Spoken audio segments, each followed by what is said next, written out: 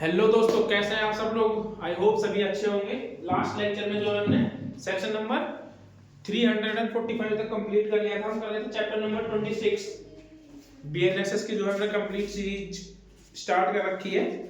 उसमें जो है हम सेक्शन नंबर 346 से आज स्टार्ट करेंगे और चैप्टर नंबर 26 तक जो है हम पहुंच गए हैं। जल्द ही जो है इसको खत्म कर देंगे। अब आते हैं चैप्टर सेक्शन नंबर 346।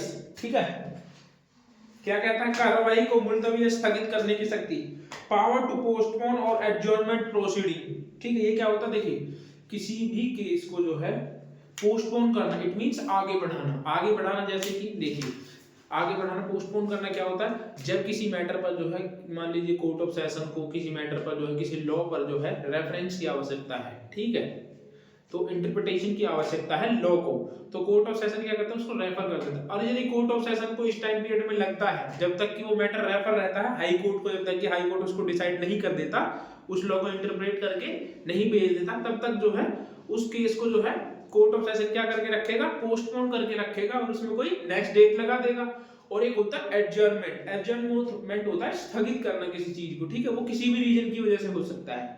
एडजर्नमेंट हो सकता है किसी भी इंपॉर्टेंट नेचर के लिए हो सकता है, जैसे कि मान लीजिए एडवोकेट्स जो हैं उनकी तबीयत जो है अचानक खराब हो गई, इस चीज के लिए भी आप जो है एडजर्नमेंट ले सकते हैं। मान लीजिए किसी का जो है आपने एग्जामिनेशन करने के लिए बुलाया, क्रॉस एग्जामिनेशन में उससे कोई डॉक्यूमेंट वगैरह मांग लिए, वो लेकर के नहीं आए, ठीक है, तो उसके लिए भी एडजर्नमेंट हो सकता है। तो एडजर्नमेंट के काफी सारे तरीके हो सकते हैं, कोई अवेलेबल नहीं है, ये भी एक एडजर्नमेंट का ग्राउंड है। ठीक है, उसको आगे देखेंगे। अब आते हैं section number 346, power to postpone और एडजर्नमेंट प्रोसीडिंग्स। ठीक है, क्या कहता है, देखिए इन एवरी इंक्वायरी और trial the proceeding shall be continue from day to day basis. Section 346, power to postpone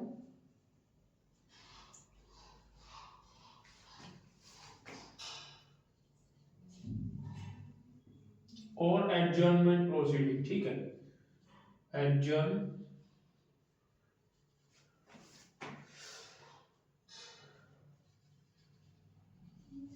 proceeding, ये कहता है कि जो ट्रायल होगा ना, ट्रायल और इंक्वायरी वो होंगे, वो क्या होंगे, डे टू डे बेसिस पर होंगे। ठीक है, ट्रायल और इंक्वायरी डे टू बेसिस पर होंगे।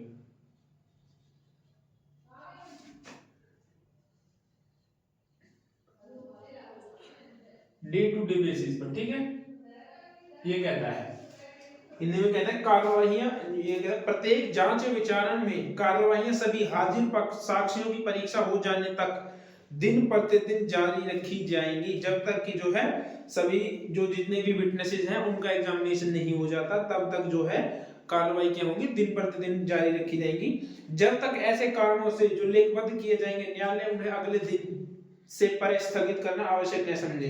ठीक है, basis until all the witnesses attending having the examined, unless the court find the adjournment of the same beyond the following day to the necessity of the reason for the recorded। जब तक कि जो है कोई specific reason ना हो, तब जो है कोर्ट क्या करेगा, यदि कोई रीजन है तो उसको नेक्स्ट डेट जो है एडजर्न कर देगा। ठीक है, यदि कोई रीजन रिकॉर्ड करते हुए एडजर्न करेगा, ऐसे नहीं करेगा। एडजर्नमेंट का जो रीजन होगा ना उसको राइटिंग में रिकॉर्ड करेगा। राइटिंग में मतलब ऑर्डर में देगा, मजिस्ट्रेट अपने लिखना पड़ेगा उनको कि क्यों जो है इसको एडजर्न किया। उसके बाद में कहता है प्रोविजो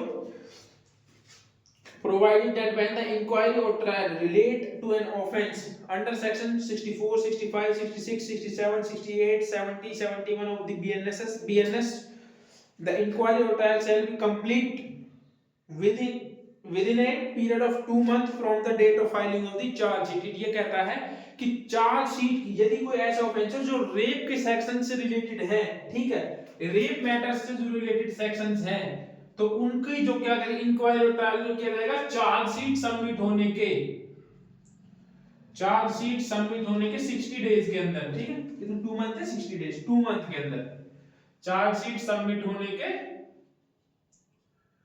2 मंथ के अंदर इंक्वायरी और ट्रायल जो है कंप्लीट होना चाहिए। इंक्वायरी या ट्रायल कंप्लीट हो, ठीक है, विद इन 2 मंथ।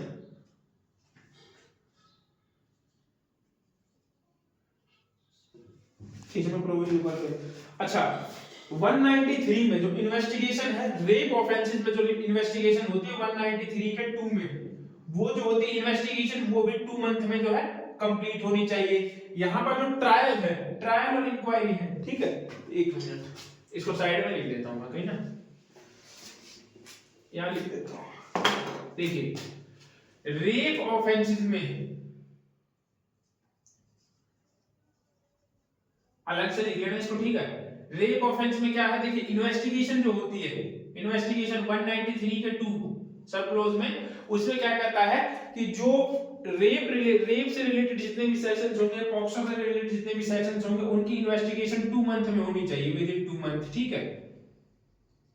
अच्छा अब आगे क्या कहता है, सेक्शन 346 ये कहता है कि जितने भी जो चार्जशीट सबमिट होने के 2 मंथ के अंदर रेप ऑफेंस में जो है 2 मंथ के अंदर ट्रायल और इंक्वायरी जो है कंप्लीट होनी चाहिए, ठीक है। 346 2 मंथ के अंदर ये बात करता है ट्रायल की और इंक्वायरी की,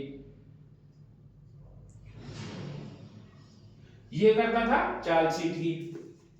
अच्छा रेप ऑफेंसेस में यदि कोई अपील जाती है तो उसके लिए भी एक टाइम पीरियड दे रखा है कि यदि कोई अपील जाती है रेप ऑफेंस में तो उसकी अपील जो होगी वो 6 मंथ के अंदर जो है डिसाइड होगी। ये एक टाइम पीरियड से बाउंड किया हुआ है कोर्ट्स को, ठीक है।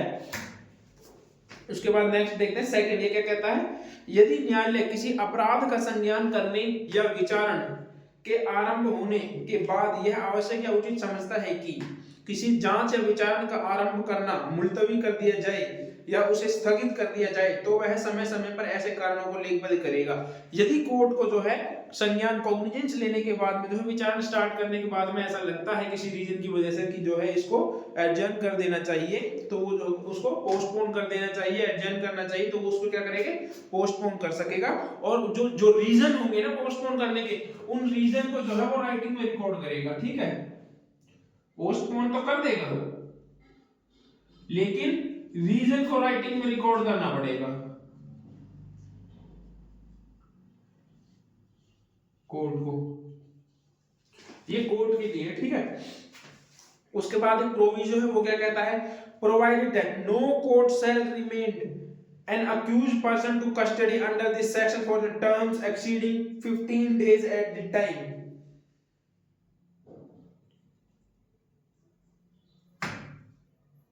एक मिनट कुछ रह गया है इसमें, commencement of the adjournment and inquiry और trial it may from time to time for a reason to be recorded postpone or adjournment to the same on the terms of the think fit for such time to consider reasonable may by a warrant remand and the accused if in custody। उतने समय के लिए जितना मुलतवी के लिए custody वगैरह की बात करता है, ठीक है। उसके बाद प्रोवाइड क्या कहता है, प्रोविजो क्या क्या कहता है, प्रोविजो फिर उसकी बात करता है कि पुलिस कस्टडी जो होगी, ठीक है, रिमांड जो होगी वो 15 डेज से ज्यादा नहीं होगी, 15 डेज से नॉट एक्सीड, ज्यादा नहीं, नोट मोर 15 डेज लिख लेना, मैं लिख देता हूं ऐसे।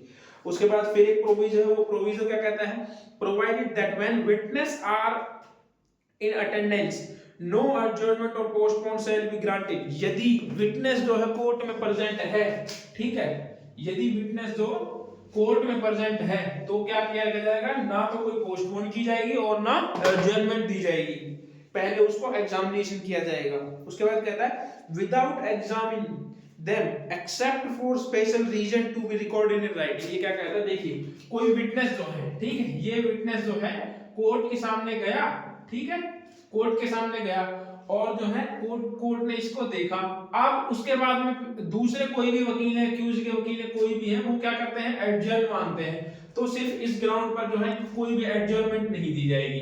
क्यों, क्योंकि जो ये विटनेस आया हुआ है ना, पहले इसको आपको एग्जामिन करना होगा, उसके बाद ही जो है आप कोई एडजर्न ले सकते हैं, अनटिल जब तक कि कोई स्पेसिफिक रीजन ना हो जो उनके नियंत्रण से बाहर। इट मींस यदि कोई यदि जो है अक्यूज का एडवोकेट है, वो क्या हो गया, उसकी बहुत ज्यादा कोई तबीयत खराब हो गई है, तो उस कंडीशन में जो है उसका एग्जामिन नहीं कर सकता, ठीक है, तो इस कंडीशन में क्या किया जाएगा, इस कंडीशन में भी जो है एडजर्नमेंट दी जा सकती है। पर जो एडजर्नमेंट के ग्राउंड होंगे ना, उनको जो है राइटिंग में लिखा जाएगा, ठीक है, प्रोविजो लिखा जब सबको जाएगा राइटिंग में, राइटिंग में रिकॉर्ड किया जाएगा कि क्यों जो है ऐसा नहीं किया गया। अगर यदि एडजर्नमेंट देते हैं तो जनरली तो यदि कोई कोर्ट में जो है कोई विटनेस आता है तो उसका जो है एग्जामिनेशन किया जाता है।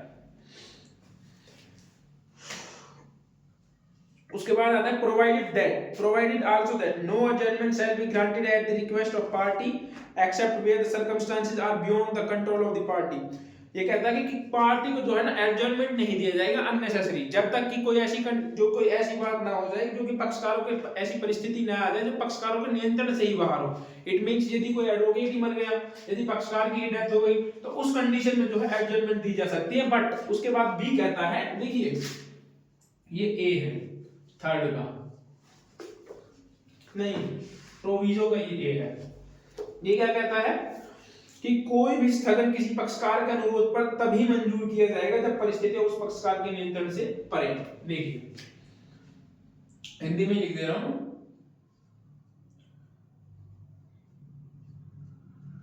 तभी मंजूर किया जाएगा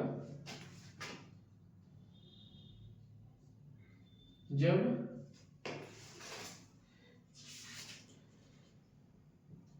परिस्थितियां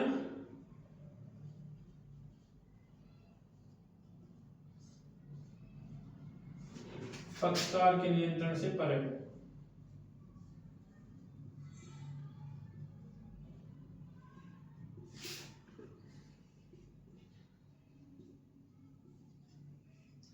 क्या एडजर्नमेंट, यार ये तो लिखना भूल, स्थगन बोलते हैं हिंदी में, स्थगन, ठीक है। एडजर्नमेंट तभी मंजूर किया जाएगा जब कंडीशन जो है पक्ष पार्टीज के जो है कंडीशन जो है वो पार्टीज के नियंत्रण से बाहर हो। जैसे कि यदि पार्टीज के घर में किसी की डेथ हो गई है, पार्टी का एक्सीडेंट हो गया है, वकील उपस्थित नहीं है, तबीयत खराब हो, कुछ भी हो गया है, तो ऐसी कंडीशन में जो उसको दिया जा सकता है। उसके बाद बी कहता है कि किसी भी कंडीशन में जो है 2 एडजर्नमेंट से ज्यादा जो है नहीं दी जाएगी।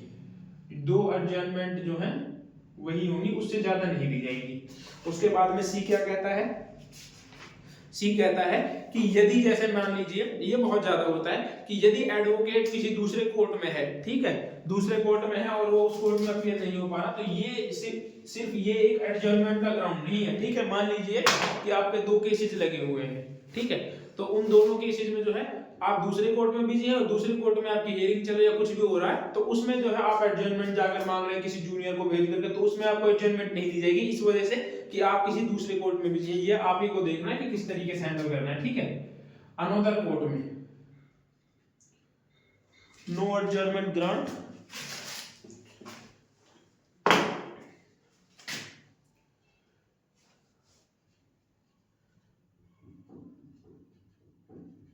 No adjournment to be grant, किस रीजन की वजह से नहीं दी जाएगी कि एडवोकेट जो है वो अनदर कोर्ट में है, advocate in another court,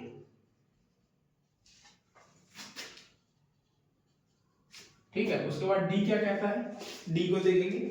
D कहता है जहां कोई साक्षी न्यायालय में हाजिर होता है किंतु पक्षकार या उसका अधिवक्ता हाजिर नहीं है, या पक्षकार या उसका अधिवक्ता न्यायालय में हाजिर तो है किंतु साक्षी की परीक्षा या प्रति परीक्षा करने के लिए तैयार नहीं है, वहां यदि न्यायालय ठीक समझता है तो साक्षी का कथन रिकॉर्ड कर सकेगा और ऐसा आदेश पारित कर सकेगा जो यथास्थिति साक्षियों की मुख्य परीक्षा या प्रति परीक्षा से छूट देने के लिए ठीक समझे। मान लीजिए कि कोई विटनेस जो है कोर्ट में आया हुआ है, ठीक है, और क्या करता है, जैसे कि आपको जो है क्रॉस एग्जामिन करना है, कोई अक्यूज्ड का एडवोकेट है, ठीक है, उसको क्रॉस एग्जामिन करना है, कोई विटनेस आया हुआ है, जब तक कि रीजन जो है सेटिस्फैक्टरी ना हो तब तक एडजमेंट तो दिया नहीं जाएगा। और वो ये कहे कि जो है मैं इसका क्रॉस नहीं कर सकता या फिर मैं कैपेबल नहीं हूं अभी करने के लिए, तो कोर्ट क्या करेगी, यदि आप जो है तैयारी नहीं करके आए हैं और आप नहीं करते हैं तो उस कंडीशन में कोर्ट क्या करेगी, उसको छूट ग्रांट कर देगी उस विटनेस को, और आपको जो है उसका फिर जो है एग्जामिनेशन नहीं कर पाओगे। कोई भी इसमें तो चीफ या फिर क्रॉस की बात करी गई है, लेकिन मैंने एग्जांपल जो दिया था वो क्रॉस का दिया था, तो चीफ में भी सेम यही है, उसका स्टेटमेंट रिकॉर्ड कर लेंगे बस। उसके बाद स्पष्टीकरण में देखेंगे क्या कहता है, परंतु यह संदेह करने के लिए पर्याप्त साक्ष्य प्राप्त कर लिया गया है कि हो सकता है कि अभियुक्त ने अपराध किया हो, ये कहता है एक्सप्लेनेशन, ठीक है। एक्सप्लेनेशन में कहता है कि यदि आपने इतना एविडेंस ले लिया है कि आपको ये लगता है, ठीक है, आपने इतना एविडेंस ले लिया है, सफिशिएंट एविडेंस है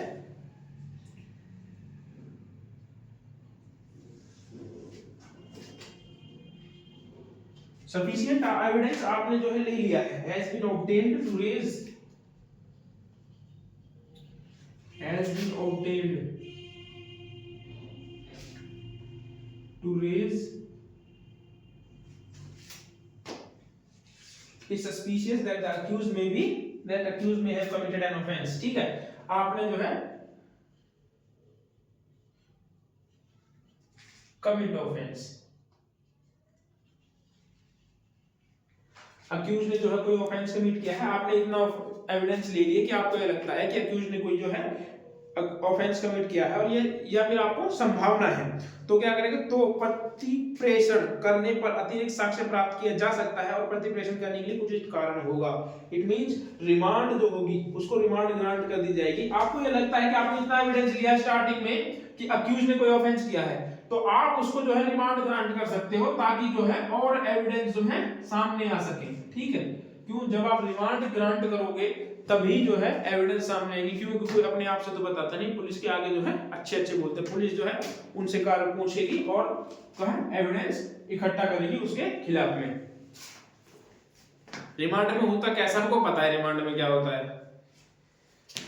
पुलिस इस तरीके से मारती है ना, वहां पे गूंगे भी बोलने लग जाते हैं।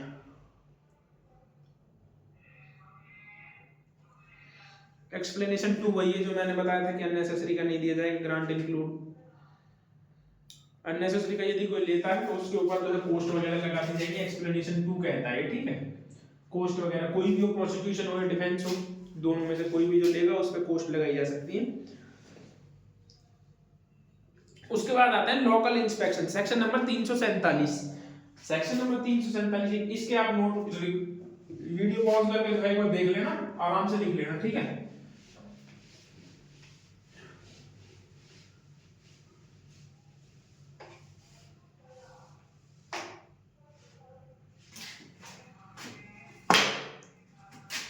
सेक्शन नंबर 347 क्या है, लोकल इंस्पेक्शन।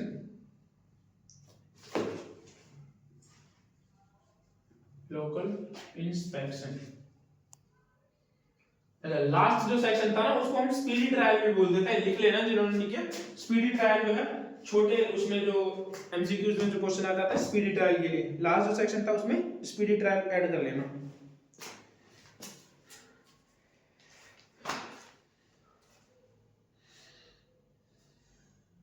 देखिए लोकल इंस्पेक्शन में कुछ भी नहीं है, यह है कि मजिस्ट्रेट जो होगा ना, कोर्ट जो होगा, कोर्ट ऑफ मजिस्ट्रेट जो होगा वो क्या कर सकता है, इंक्वायरी और ट्रायल के दौरान, ठीक है, इंक्वायरी और ट्रायल के दौरान जो है किसी भी जगह पर जाकर के जो है उसका इंस्पेक्शन कर सकते हैं, ठीक है, स्थानीय निरीक्षण कर सकते हैं। लोकल हिंदी में बोलते हैं, लोकल हिंदी में स्थानीय निरीक्षण कर सकते हैं इंक्वायरी और ट्रायल के दौरान, ठीक है। इसमें कुछ भी नहीं है, बस इतना ही, इतना इंपॉर्टेंट है, इतना ही पूछा जाता है इसमें से। अब एक इंपॉर्टेंट सेक्शन आता है, सेक्शन नंबर 348 जो बहुत इंपॉर्टेंट है। आवश्यक साक्षी को समन करने या उपस्थित व्यक्ति की परीक्षा करने की शक्ति, ठीक है। ये क्या कहता है, देखिए, power to summon material witnesses और एग्जामिन पर्सन प्रेजेंट, ठीक है। किसी भी जो है मटेरियल विटनेसेस को जो है सम्मान करने की पावर, और जो है कोई व्यक्ति जो एग्जामिन है, कोई व्यक्ति जो प्रेजेंट है उसको एग्जामिन करने की शक्ति के बारे में बात करता है।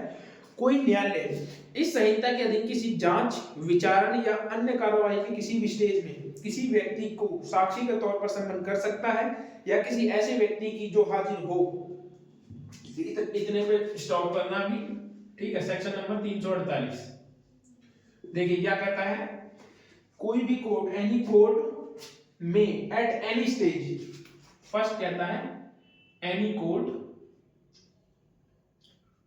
एट एनी स्टेज,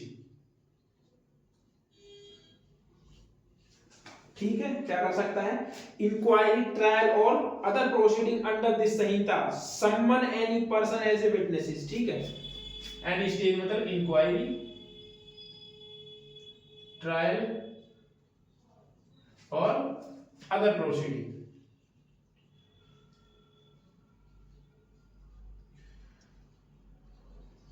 इसमें क्या कर सकता है वो, किसी भी व्यक्ति को कोर्ट क्या कर सकता है, सम्मन कर सकता है,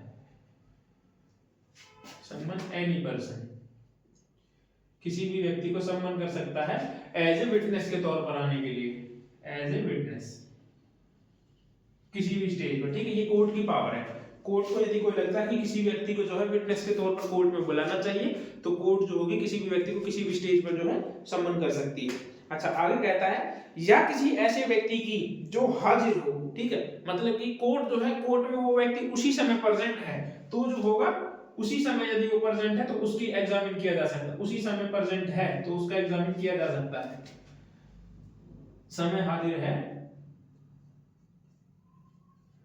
तो एग्जामिन किया जा सकता है एज ए विटनेस, ठीक है।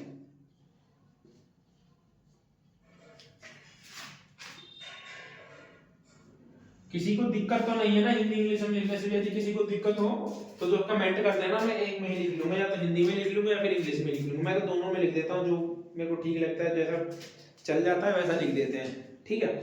उसके बाद कहता है यदि वह साक्षी के रूप में सम्मन न किया गया हो, परीक्षा कर सकता है किसी व्यक्ति को जिस जो हाजिर हो, यद्यपि वह साक्षी के तौर पर सम्मन नहीं किया गया, परीक्षा कर सकता है, चाहे वो व्यक्ति जो है, देखिए ये दो बातें इसने कही। पहला, कोर्ट किसी भी व्यक्ति को जो है किसी भी स्टेज पर जो है सम्मन करके एज ए विटनेस बुला सकती है, ठीक है।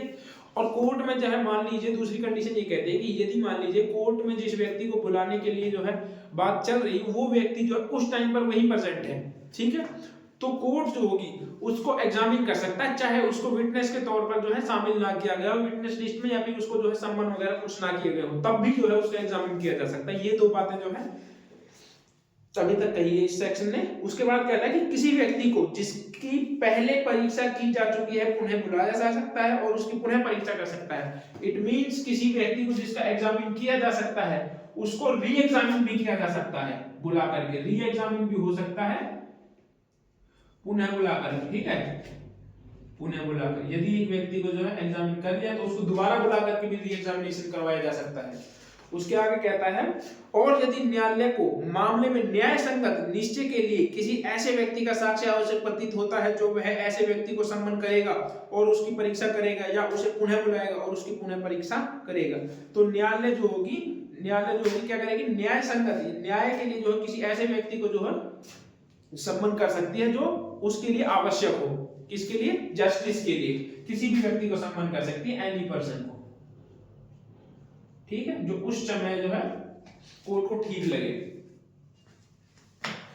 तो ये था सेक्शन नंबर 348। उसके बाद आते हैं सेक्शन नंबर 349, नमूना हस्ताक्षर या हस्तलेख देने के लिए किसी व्यक्ति को आदेश देने की मजिस्ट्रेट की शक्ति। देखिए इस पावर का यूज ज्यादातर जो होता है ना, किसी भी व्यक्ति, जैसे मान लीजिए मैं तो सिविल का एग्जांपल दे रहा हूँ, जैसे सिविल में जैसे कॉन्ट्रैक्ट वगैरह होते हैं, ठीक है, किसी को साइन करने नहीं आते तो अपना थंबनेल वगैरह लगा देते हैं, उस समय तो एग्रीमेंट कर लिया लेकिन बाद में पलट जाते हैं। तो कोर्ट में जब कोई केस आता है, कोई व्यक्ति डिनायल करता है कि नहीं ये मेरे सिग्नेचर या थंबनेल नहीं है, तो उस समय जो है इस सेक्शन का यूज किया जाता है। इस सेक्शन की जो है एप्लीकेशन लगती है सिग्नेचर और थंब राइटिंग की और या हैंड राइटिंग की जो है, ठीक है। तो एक्सपर्ट उसमें आते हैं और वो आपके या तो आप सिग्नेचर करते हैं तो सिग्नेचर करवाएंगे, या फिर यदि आपका थंब है तो उसमें 2-3 बार जो है वो अंगूठे लगवा करके जो है आपके लेके जाते हैं और उसके बाद में जो है उसको एग्जामिन करते हैं और उसकी प्रॉपर रिपोर्ट बना करके जो है कोर्ट में सबमिट करते हैं। तो उसी के लिए है, यदि कोई व्यक्ति अपने ही साइन को डिनाई करता है या फिर अपने थंबनेल को डिनाई करता है तो उसके लिए जो है आप कोर्ट में एप्लीकेशन के थ्रू भी जो है जा सकते हैं। तो उसके बारे में बात करता है, नमूना हस्ताक्षर या हस्तलेख देने के लिए किसी व्यक्ति को आदेश देने की मजिस्ट्रेट की शक्ति, power to magistrate to order person to give specimen signature और हैंड राइटिंग एक्सेट्रा। मजिस्ट्रेट जो है किसी व्यक्ति को आदेश दे सकता है कि वो अपने जो है हैंड राइटिंग या सिग्नेचर प्रोवाइड करवाए। एक कहता है if A magistrate of the first class is satisfied that, यदि मजिस्ट्रेट फर्स्ट क्लास जो जुडिशियल मजिस्ट्रेट फर्स्ट क्लास को यह समाधान हो जाता है, चलो वैसा ही कर लो, यदि जुडिशियल मजिस्ट्रेट फर्स्ट क्लास के समाधान हो जाता है कि संहिता के अधीन किसी इन्वेस्टिगेशन या अन्य कार्यवाही के प्रयोजन के लिए किसी व्यक्ति को जिसके अंतर्गत अभियुक्त व्यक्ति भी है नमूना हस्ताक्षर हस्तलेख या आवाज का सैंपल देने के लिए निर्देश देना समीचीन है तो वह उस आशय का आदेश कर सकेगा और उस दशा में वह व्यक्ति जिसे आदेश संबंधित है ऐसे आदेश में निर्दिष्ट समय और स्थान में पेश किया जाएगा और उपस्थित होगा और नमूना हस्ताक्षर या हस्तलेख या आवाज का प्रतिदर्श देगा। ये क्या कहता है, देखिए जुडिशियल मजिस्ट्रेट फर्स्ट क्लास को लगता है कि किसी इन्वेस्टिगेशन में अनदर किसी प्रोसीडिंग में आवश्यक है किसी व्यक्ति का कि उसका या तो सिग्नेचर लिए जाए या थंब लिया जाए, थंब का प्रिंट लिया जाए या फिर जो है उसकी वॉइस को रिकॉर्ड के लिए पता लगाया जाए, वॉइस को रिकॉर्ड करके कि ये वास्तव में उसी की आवाज है या नहीं है। ठीक है, कभी कभी क्या होता है हमें जो है ना साउंड नहीं आती, कोई वीडियो वगैरह प्रोवाइड होती है कैमरा वगैरह, तो उसमें साउंड नहीं, वीडियो में तो वो नहीं आती लेकिन उसकी साउंड आती है, तो उस साउंड से भी जो है ये पता लगाया जा सकता है। ठीक है, तो उसमें क्या करेगा कि कोर्ट जो होगा ना एक एक्सपर्ट को जो होगा वो नोटिस भेज देगा और वो वहां पर कोर्ट में उस दिन अपीयर होगा, जिस भी जो भी डेट लगेगी अगली उस डेट पर वो अपीयर होगा और अक्यूज के जो है साइन वगैरह थंब वगैरह करवा के लेकर चला जाएगा और उसकी रिपोर्ट जो होगी वो कोर्ट में प्रोवाइड करेगा। परंतु इस धारा के अधीन कोई आदेश तब तक नहीं दिया जाएगा जब तक कि उस व्यक्ति को ऐसे इन्वेस्टिगेशन या अन्य कार्रवाई के संबंध में किसी समय गिरफ्तार नहीं किया गया हो। यदि किसी व्यक्ति को गिरफ्तार नहीं किया गया तो उस संबंध में जो है उसको ये आदेश नहीं दिया जा सकता। उसके बाद फिर प्रोविजो कहता है परंतु यह है और कि मजिस्ट्रेट ऐसे कारणों से जो लेखबद्ध अभिलिखित किए जाए किसी अन्य व्यक्ति को गिरफ्तार किए बिना ऐसे नमूने या प्रतिदर्श देने के लिए आदेश कर सकेगा। और फिर भी मजिस्ट्रेट यदि किसी व्यक्ति को अरेस्ट नहीं किया, पहली बात पहला प्रोविजो कहता है यदि किसी को जब तक अरेस्ट नहीं किया गया ना आप लोग जो है उसके थंब या सिग्नेचर वगैरह के जो है नहीं भेज सकते, किसी एक्सपर्ट को जो है आप नहीं बुला सकते। उसके बाद फिर प्रोविजो कहता है कि यदि मजिस्ट्रेट को फिर भी ऐसा लगता है उसके पास स्पेसिफिक रीजन है, कारण है, तो वो क्या करेंगे, तो वो किसी भी व्यक्ति के जो है थंबनेल या वॉइस या फिर जो है सिग्नेचर वगैरह इनके नमूने दिला सकता है, नमूना देने का आदेश दे सकता है। तो ये था सेक्शन नंबर 349 जिसमें मेनली यही कहता है, दोबारा सुन लो, सिग्नेचर की बात करता है, सिग्नेचर थंबनेल और वॉइस की, इन तीन चीजों की बात करता है। यदि इन तीन चीजों पे कभी डिस्प्यूट आता है, कोई ये कहता है कि ये मेरी नहीं है, तो अपोजिट पार्टी जो है सेक्शन 349 की एप्लीकेशन लगा करके जो है उसको चेक करवा सकती है एक्सपर्ट के थ्रू और कोर्ट उसमें ऑर्डर कर सकता है यदि उसको ठीक लगता है तो। उसके बाद आता है सेक्शन नंबर 350।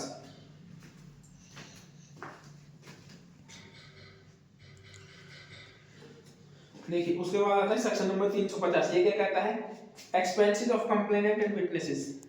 ठीक है, परिवादियों और साक्ष्यों के व्यय इट मींस खर्चे। ठीक है, ये क्या कहता है, राज्य सरकार द्वारा बनाए गए किन्हीं नियमों के अधीन रहते हुए यदि कोई दंड न्यायालय ठीक समझता है तो वह ऐसे न्यायालय के समक्ष इस संहिता के अधीन किसी जांच विचार या कार्रवाई के प्रयोजन से हाजिर होने वाले किसी परिवादी या साक्षी के उचित व्यय या राज्य सरकार द्वारा दिए जाने के लिए आदेश दे सकता है। देखिए यदि किसी व्यक्ति को जो है आपको विटनेस के तौर पर बुलाना है तो आपको पहले जो क्या करना होगा, आपको पहले उसका खर्चा जमा कराना होगा कोर्ट में। ठीक है, क्यों खर्चा जमा कराना पड़ता है, खर्चा कहाँ पे जमा होता है, कोर्ट में। नजारत ब्रांच होती है कोर्ट में, जो व्यक्ति कोर्ट जाते हैं उनको पता होगा कोर्ट में नजारत ब्रांच होती है, वहां पर जो है आप डायरेक्ट मनी डिपॉजिट करने की एप्लीकेशन लेके जाते हो, कोर्ट उसको अलाउ करती है, उसके बाद में जो है आप उसको डिपॉजिट करते हो, उसके बाद में किसी भी व्यक्ति को एज ए विटनेस आप बुला सकते हैं। और जब उस विटनेस का एग्जामिनेशन आप कर लेते हैं, क्रॉस एग्जामिनेशन कंप्लीट हो जाता है, उसके बाद में जो है वो विटनेस उस खर्चे को जो है ले सकता है। या फिर आपने किसी एक्सपर्ट को भी बुलाना है अपनी तरफ से पर्सनली, तो भी आपको जो है उसको खर्चा जमा करना पड़ेगा, उसके बाद ही जो है आप उसको बुला सकते हैं। और वो खर्चा जो होगा वो उसी व्यक्ति का होगा जो एज ए विटनेस आएगा। जब वो फ्री हो जाता है तो जो लीडर होता है वो एक स्लिप बना करके देता है, वो स्लिप जो है वो नजारत ब्रांच में जाती है, नजारत ब्रांच से जो है उसको उतना अमाउंट मिल जाता है।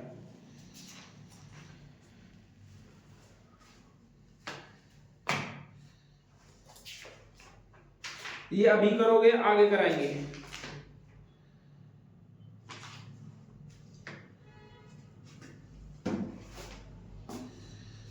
अभी करूंगा तो लेक्चर लंबा हो जाएगा।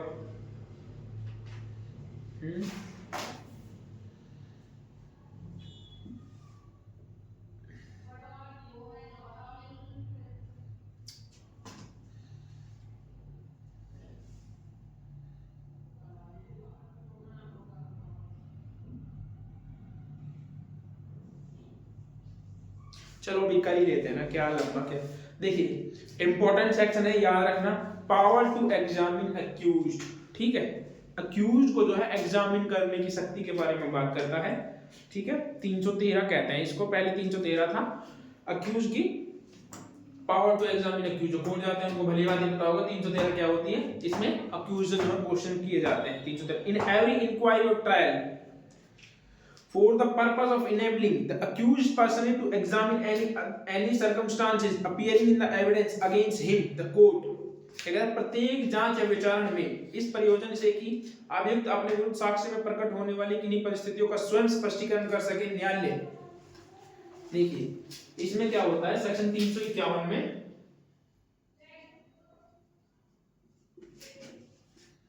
पावर टू एग्जामिन अक्यूज्ड,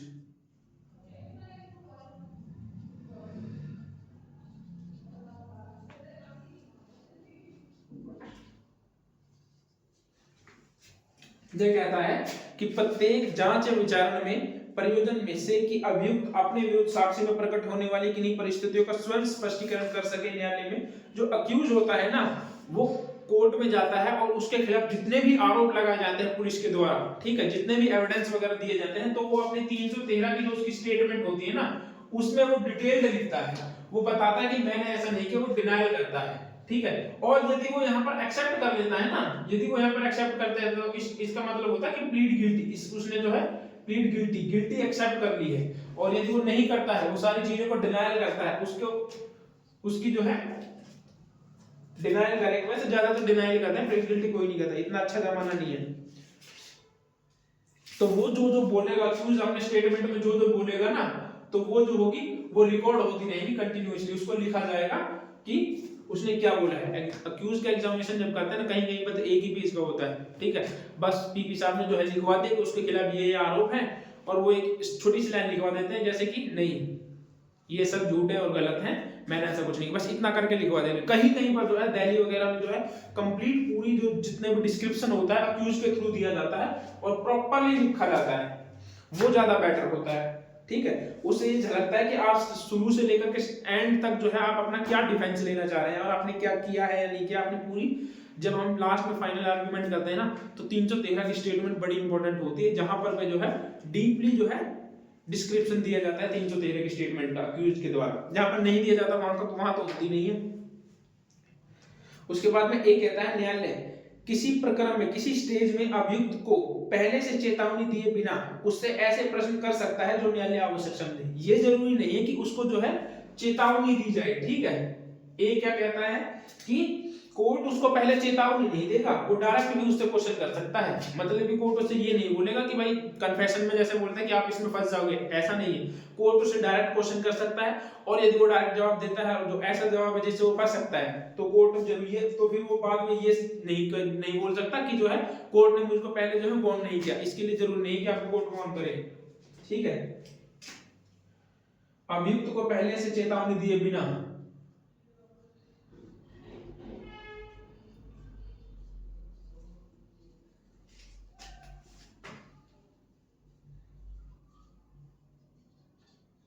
चेतावनी दिए बिना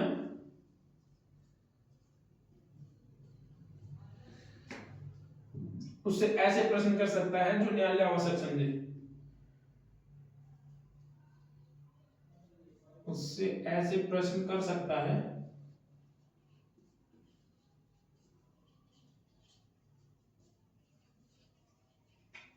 जो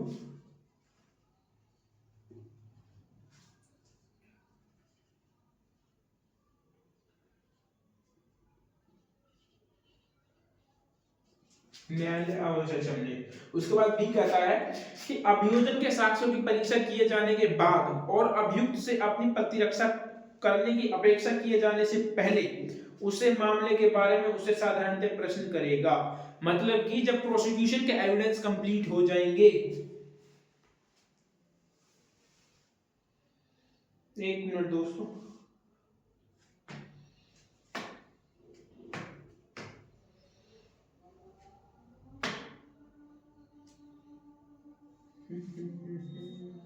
ये तो यही कहता है, इसका बी ये कहता है कि जो प्रोसिक्यूशन होगा ना उसके एविडेंस के समाप्त होने के बाद में, जबकि प्रोसिक्यूशन एविडेंस खत्म हो जाएंगे, डिफेंस एविडेंस स्टार्ट होने से पहले जो है उससे जो है जनरल क्वेश्चंस पूछे जाएंगे कि उसने किया है या नहीं किया है, कब, उस टाइम कहां था, कोर्ट जो है नॉर्मल क्वेश्चन करती है। ये था बी। उसके बाद प्रोवी जो है, किसी समन मामले में जहां न्यायालय ने अभियुक्त को व्यक्तिगत हाजिरी से अभिमुक्ति दे दी है, वहां खंड बी के अधीन किसी परीक्षा से भी अभिमुक्ति दे सकता है। वहां जहां पर जो है कोर्ट ने जो है किसी व्यक्ति को परमानेंट जो है क्या दे रखा है, एग्जेम्पशन दे रखा है, ठीक है, वहां पर जो होगा वो सब क्लोज बी 1 के सब क्लोज बी से भी जो है उसको एग्जेम्पशन दी जा सकती है यदि कोर्ट ठीक समझे तो, ये कहता है। उसके बाद बी क्या कहता है, जब अभियुक्त की उपधारा 1 के अधीन परीक्षा की जाती है तब उसे कोई शपथ न दिलाई जाएगी। इट मींस जब वो अपने 313 के बयान, मतलब कि 351 के जब वो बयान दे रहा होगा ना, तो उस समय जो है उससे कोई ओथ पर वो एविडेंस नहीं होंगे। एग्जामिनेशन जो होगा ना उसका वो विदाउट ओथ होगा, ठीक है, विदाउट ओथ। यहां पर ये व्यक्ति यदि यहां पर अक्यूज जो है ना फॉल्स एविडेंस भी देता है, मतलब कि 351 में यदि वो व्यक्ति अक्यूज जो है वो फॉल्स एविडेंस भी देता है, मतलब कि वो ये कहे, चाहे उसने भले ही मर्डर किया हो और वो ये कहे कि मैंने मर्डर नहीं किया, मर्डर इस व्यक्ति ने किया है, वो फॉल्स एविडेंस भी दे रहा है उस समय कोर्ट में, तब भी जो होगा वो उसके लिए लायबल नहीं होगा, चाहे वो कुछ भी बोल दे। उस समय वो कुछ भी बोल सकता है, वो किसी को गाली देना चाहे दे सकता है, मजाक में बोल रहा हूँ, ठीक है। तो उस समय क्यों, क्योंकि विदाउट ओथ पर होता है। लेकिन यदि वो 353, ठीक है, यदि वो सेक्शन नंबर 353 ऑफ बीएनएसएस में कोई भी स्टेटमेंट देता है और वो यदि कोई भी स्टेटमेंट, तो उसका यूज जो होगा उसके खिलाफ किया जा सकता है, लेकिन 351 की स्टेटमेंट का यूज जो है उसके खिलाफ नहीं किया जा सकता, चाहे वो कुछ भी बोल दे उसमें। उसके बाद कहता है थर्ड, अभियुक्त ऐसे प्रश्नों के उत्तर देने से इनकार करने से या उसके मिथ्या उत्तर देने से दंडनीय न होगा, जो मैंने अभी बताया था, ठीक है। यदि कोई उससे ये पूछता है क्या आपने मर्डर किया, तो वो ये कहता है कि मैं उत्तर नहीं देना चाहता, तो ठीक है, नहीं देना चाहता तो कोई बात नहीं। उत्तर ना देने या और क्या कहता है, मिथ्या उत्तर देने से, मिथ्या मतलब फॉल्स, मिथ्या उत्तर देने से दंडनीय नहीं किया जाएगा, पनिशेबल नहीं होगा, उसके लिए दंडनीय नहीं किया जाएगा।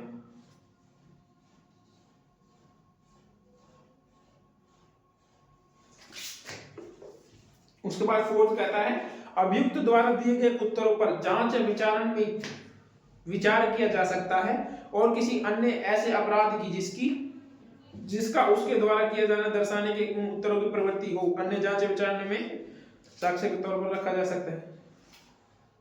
एक मिनट, अभियुक्त द्वारा दिए गए उत्तरों पर जांच या विचार में विचार किया जाता है, जो उसने जो है उत्तर दिए हैं उनका जो होगा उसी ट्रायल में और इंक्वायरी में जो है विचार किया जा सकता है उन पर, ट्रायल और इंक्वायरी के दौरान, ठीक है।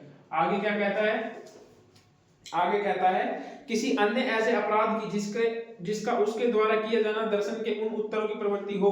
इट मींस यदि कुछ ऐसे कोई स्टेटमेंट दी है कि अन्य अपराध में अन्य कोई अपराध है जिनकी प्रवृत्ति को इशारा कर रहे हैं, तो जो होगा उसके ट्रायल में भी जो हो उसको एज एविडेंस यूज किया जा सकता है, ठीक है, उसको एविडेंस के तौर पर यूज किया जा सकता है। लेकिन उसको जो ये कहना है कि मिथ्या साक्ष्य देता है तो उसके लिए मिथ्या उत्तर देता है तो उसके लिए कोई पनिशेबल नहीं, उत्तर नहीं देता तब भी कोई दंडनीय नहीं, वो कुछ भी बोल सकता है उस टाइम में।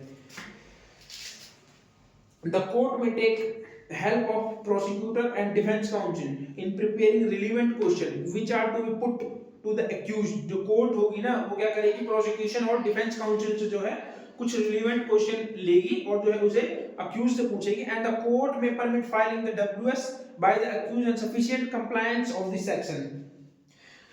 न्यायालय जो होगा ना वो पर्याप्त अनुपालन के लिए जो क्या करवा सकता है, रिटन स्टेटमेंट भी जो है फाइल करवा सकता है, ठीक है। तो वो क्या करवा सकता है, रिटन स्टेटमेंट भी जो है अक्यूज से फाइल करवा सकता है कि आप जो है अपने जवाबों को लिख करके दीजिए। तो आज के लिए इतना ही दोस्तों, हम मिलते हैं नेक्स्ट वीडियो में। आई होप आप लोगों को वीडियोस जो है अच्छी लगी होंगी, पसंद आ रही होंगी। इतनी मेहनत कर रहे हैं तो ऑब्वियसली लाइक जरूर करें चैनल को। अभी तक जो 50% से ज्यादा, मतलब एटलीस्ट 60 से 70% लोगों ने जो है चैनल को सब्सक्राइब नहीं किया है। वॉच तो कर रहे हैं बट सब्सक्राइब नहीं कर रहे हैं। तो हमारे लिए जो है वो चैनल को जरूर सब्सक्राइब करें। Thank you, bye bye.